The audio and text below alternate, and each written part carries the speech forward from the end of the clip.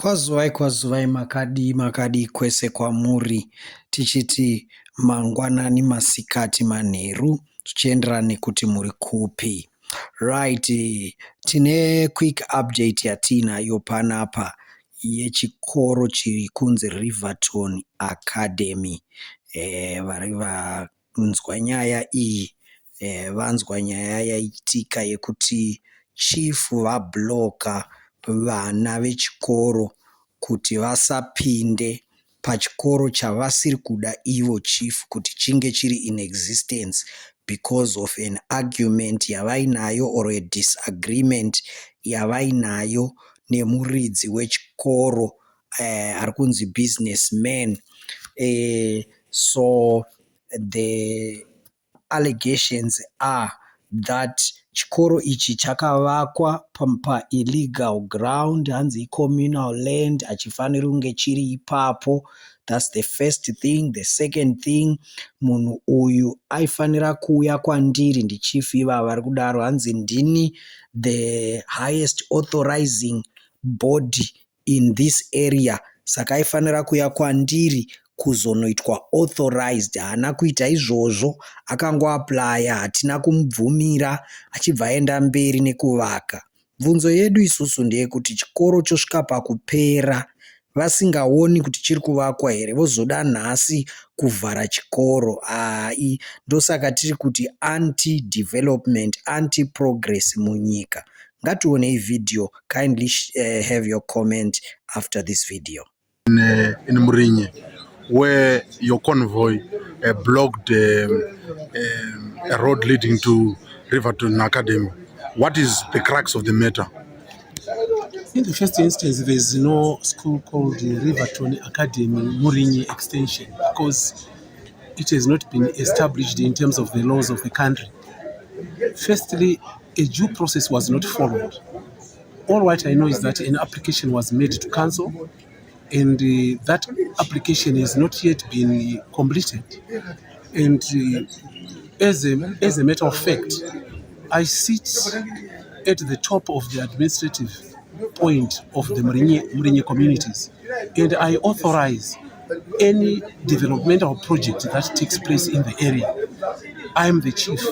I'm not anti-development, but what is fundamental is that anybody who wants to come and invest should do so within the ambits of the law. You cannot just come and then allocate yourself a piece of land in the grasslands like Mr. Mutangiri has done, and then develop that piece for your personal aggrandizement at the expense of poor villagers. So that is the reason why we ended up blocking, because we tried to engage with him for several occasions. But because he was adamant, he went on, he proceeded to build the school against our advice.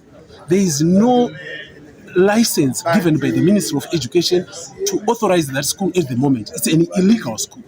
But when we tried to engage with him, he became arrogant. And then we decided to block the road to the school. But people are still saying, why did you allow him to finish construction of the school and then try to stop him afterwards? That's a very good question.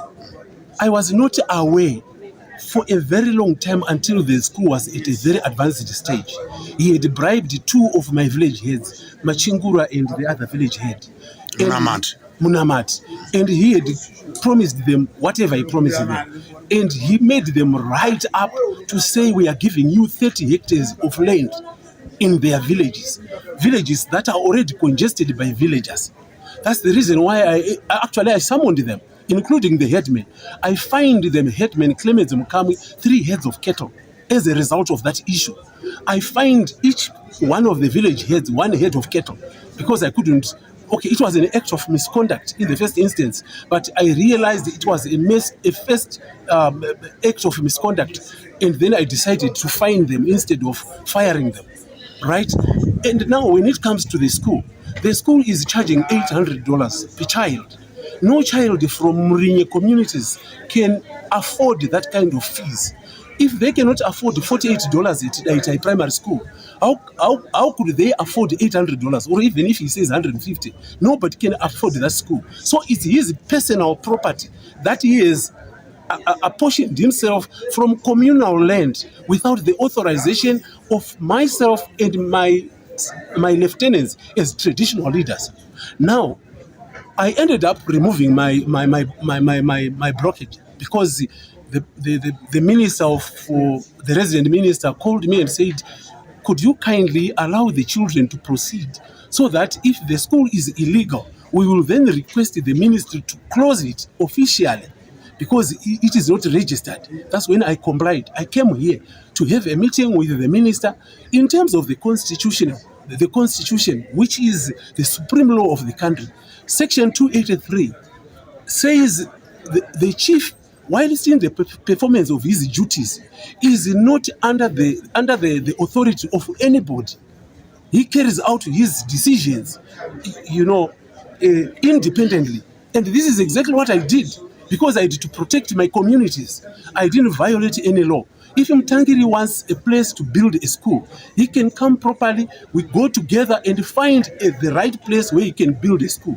This idea of demonizing me throughout the nation, through social media, is a non-starter.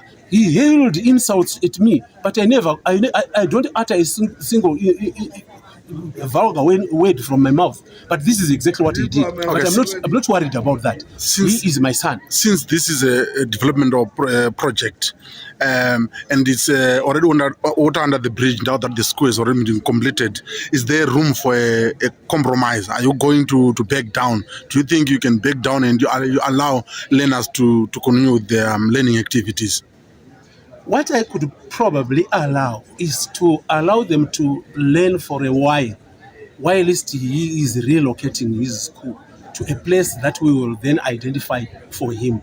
Because we don't have to bless an illegality.